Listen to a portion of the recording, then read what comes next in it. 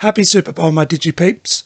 Hope you all enjoyed the game, and congratulations to the Los Angeles Rams. Now, I'm afraid, being an Aussie, we did not have a big day for American football, so I'm not here to talk about the game. You know me though, this place is Nerd Central, and I am all geared up to talk about the commercials. I know companies shell out the big bucks to get even 30 seconds of ad space on this TV program, and if you ask me, 2022 did not disappoint with the big reveals and trailers that were released. I am here to talk about what we got and break it down with some of my own thoughts I had after watching these trailers. Starting out with Doctor Strange and the Multiverse of Madness. This movie is right around the corner, and this trailer had some great teasers in it. We saw the zombie versions of both Doctor Strange and the Scarlet Witch. As we've seen from previous trailers, we know that the Sorcerer Supreme version of Doctor Strange will be in this movie. So we can confirm that we will be getting some more multiverse variants of the lead characters in this movie. I really like this. It makes it feel more like a Doctor Strange and Scarlet Witch movie, not just a Doctor Strange movie featuring Scarlet Witch. Speaking of, she has a lot more scenes in this trailer, claiming that she has done wrong in the past and is considered a villain. Yet when the Doctor does the wrong thing, he is considered a hero. Her MCU story just gets more and more depressing. Honestly, she loses her family, harbours hatred for a man for years, and literally undergoes experiments to go after him with her brother, stops herself from seeking vengeance to try and help people, and loses her brother, has so much power that it just scares everyone, basically is the straw that breaks the camel's back, that begins a civil war, and loses her second family that is split directly down the middle, loses her love interest in Vision to a mad titan, and then takes an entire city hostage and gets everyone to view her as even more of a villain. The poor woman just cannot seem to catch a break. I really hope there is some path of redemption for her in this movie, because I, as a viewer, cannot take much more heartbreak for a character I'm really fond of from the comics. I've always loved the power and courage behind Wanda, knowing who she is and never being ashamed of the fact that she is a mutant. I am really looking forward to seeing her as a fully recognised Scarlet Witch in this film. Speaking of mutants, one very distinct voice can be heard in this trailer, Patrick Stewart.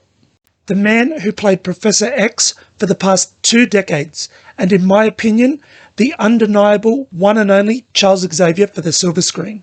No disrespect to James McAvoy, but Patrick just nails that wise old leader who just knows all the answers. Now, this is probably the most exciting part from the whole trailer.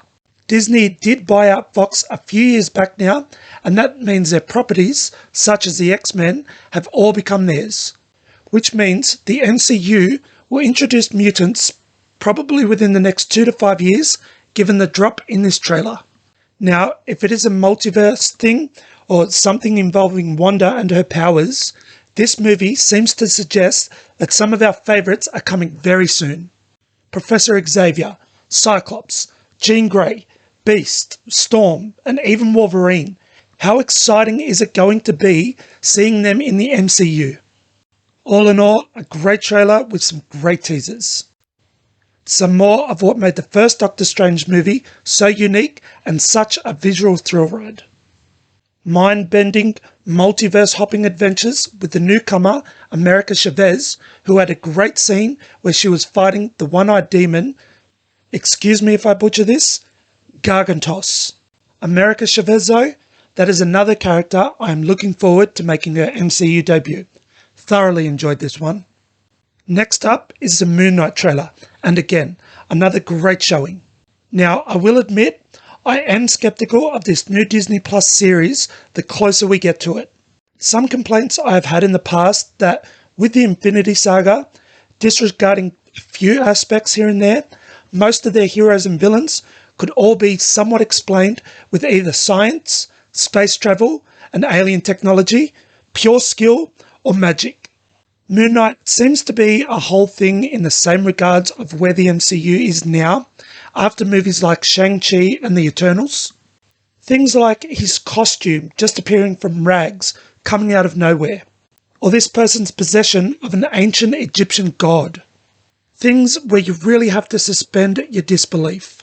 Now, with that said, I enjoyed this trailer.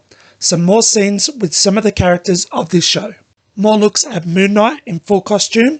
The jump where his cape spread out as a crescent moon was a cool shot. I am going to watch this show. I am going to review this show. If it is part of the MCU, then I am all in 100%. I am just going in with the realization that Phase 4 is going to be very well out there and possibly more comic book related. I plan to just enjoy the ride and try not to hold on to the past so much and just watch in amazement at what we get in the future. A quick one in the new Sonic movie, just a quick 30-second TV spot of the famous blue hedgehog taking on Knuckles, and some footage of Jim Carrey in full form as Eggman. The famous Doctor, of course, utilising crazy robots and tech to take down his archenemy. No one, and I mean no one, can pull off that type of jump off the screen characters like Jim Carrey. Finally, a video game that they successfully adapted into a movie. You absolutely love to see it. Also, a special shout out to the DC The World Needs Heroes trailer. Now, this one was not on during the Super Bowl, and I don't know why, but I felt it deserved a quick mention.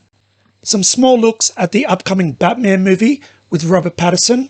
The more I see of this movie, the more excited I am for it.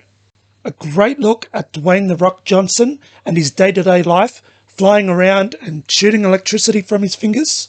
They got his name wrong, which I found really weird. It's not Adam, it's Dwayne. Just really weird, I thought. Maybe Pierce Brosnan can correct that for DC. A few clips from the Flash movie. Honestly, one I am only really excited for to see Michael Keaton coming back as Batman. Ezra Miller does not do it for me. And of course, the upcoming Aquaman and the Lost Kingdom.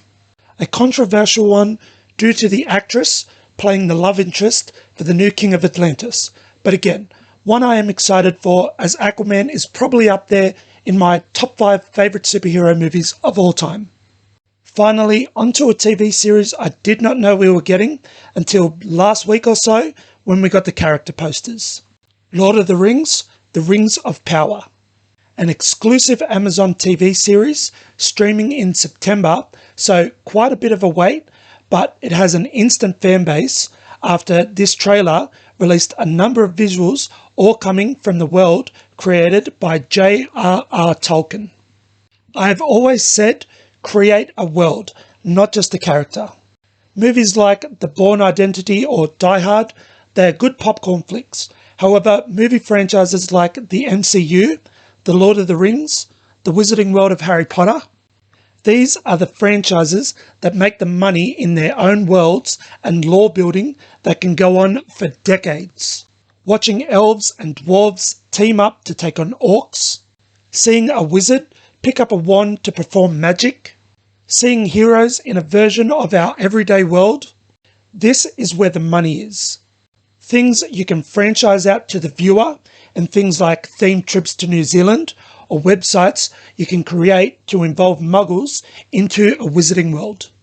I live a stone's throw away from New Zealand, and I have seen how they market things like the fact that the Lord of the Rings movies were filmed in their country. I have been to cons where people dress up like elves and warriors from the Lord of the Rings franchise. Not just Legolas or Aragorn, but their own versions of character costumes they have poured their hearts and souls into. This is when people get a sense of connection to these franchises, and I can tell that this show is going to have people very excited for what comes next. So sorry, I went on a bit of a rant there. I just love this stuff. I love that we are getting new and exciting Marvel content we have not seen in the past. I am excited to see more content involving Middle-earth and the people that live in that world. I am just excited and really looking forward to all of this. Enough of me though, I would love to hear what all of you guys think. Did you like the dozens of other trailers that were released? Did your team win or lose a Super Bowl? Did you have a great day regardless of all that on the TV? I would love to open up the discussion in the comments down below. I would love to nerd out with all of you and hear the thoughts of my DigiPeeps. I hope you all enjoyed my review of these trailers, and I will catch you all in the next one.